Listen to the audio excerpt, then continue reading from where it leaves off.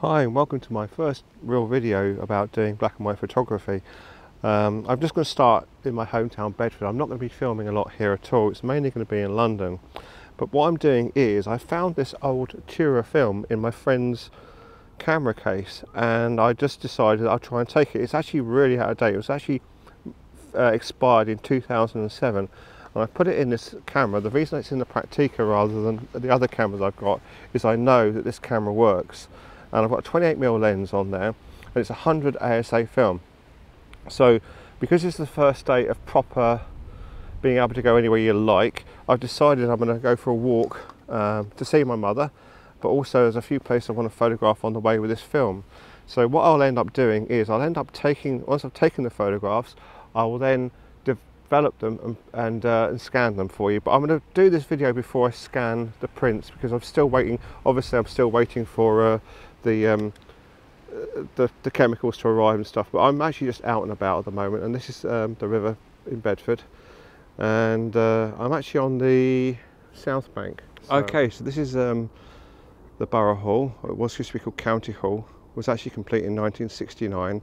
It was designed by a guy called Douglas Chalk and it was opened by the Duchess of Kent in 1970.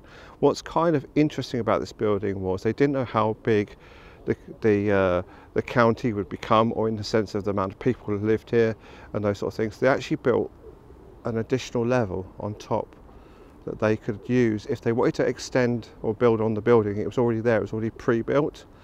But from what I understand now is that they have solar panels up there to actually help with the power of the building.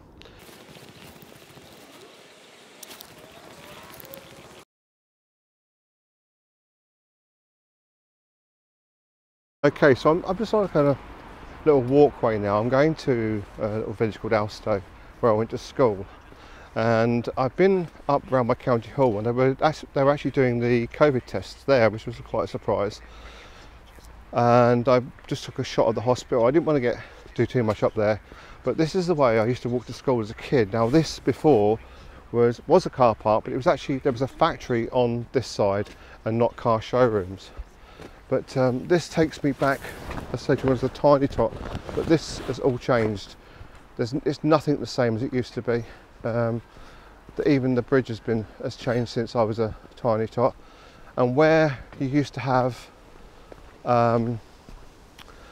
like all grass fields and a little cut through to the school where I went, it's now houses, which is a real shame. But anyway, I'll show you a few shots from the step bridge and then we'll get off to where we're going to end up doing the final few shots. I've actually reached the bridge and it didn't used to be like this. I mean, this is obviously a much more modern bridge. You used to go up one side, which would have been just here, and you went down the other side. So it actually was a different way. And I hate these really modern bridges. They don't give you, it's like when we were kids, you just stand and look over and watch the trains go past. There's no trains running on this line at the moment. They've actually stopped them. What they've got is this is the Bedford to Bletchley line, and the trains have now been replaced by the old D-stock trains from the district line, and they run those, but they've become so unreliable, and because of the current climate they're actually not running the trains at all. They've decided to stop it, and I think it's to do with staffing levels and things like that, so we won't see any. But one day I think I'll come down and I will film and get some shots of the old D-stock from the district line with little diesel engines chuntering past.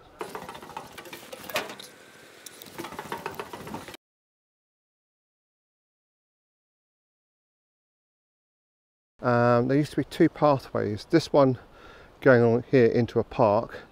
There's now a new park just here behind those trees, and then the path going off that way.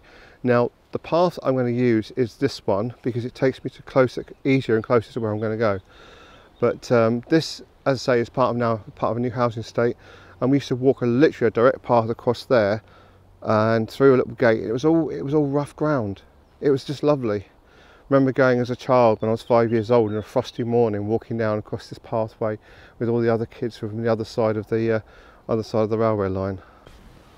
I found like a rather interesting sign. It's because obviously Alstow is a historic village, and I believe linked with John Bunyan. I believe he lived here. Well, he lived in Harrowden, but he also I think he spent time here as well. and I think that's what this sign is to do with.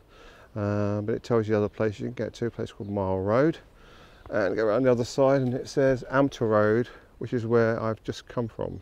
Okay, so this actually does follow the original path I used to come as a kid, but now you have to cross a main road, go through a housing estate. This road wasn't here when I was a child, and neither was the housing estate. It was literally one straight path, should I say, along here, and now it goes through like a side of a housing estate, which is really interesting.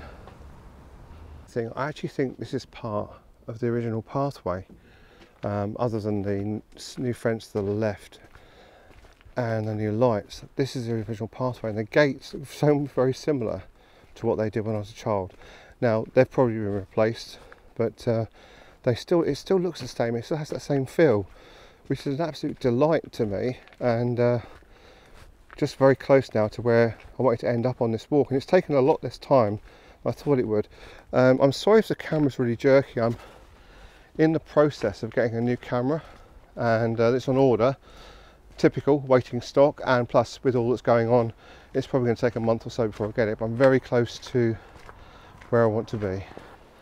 Well, I've arrived in the area I want to be, and this stump here is just really interesting. I've never recalled seeing this ever before when I've been here, but then again I've not been here for years, and it basically says this stump is a remembrance of a medieval market cross, denoting Elstow Green and a chartered market site granted to Elstow Abbey by Henry I in the 11th century.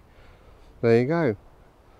So and the abbey, Elstow Abbey, was behind us. That's what this is. This is the church, or Elstow Church. They had an abbey here as well, which is all in ruins. Obviously it was all demolished.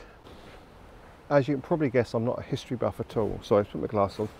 As you can guess, I'm not a history buff at all. As I say, I'm in a historic village of Elstow, just outside Bedford. It's about 2 miles outside Bedford, or that's what Wiki tells me. And John Bunyan was actually born here, and that's why it's so significant. And you've got the Elstow Abbey, and there's some old houses. I'm just looking into the history of the houses.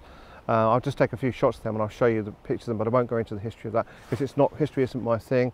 And we've also got the Moot Hall here, which is a really interesting old building, which I'll find some information. I'll put up on the screen now.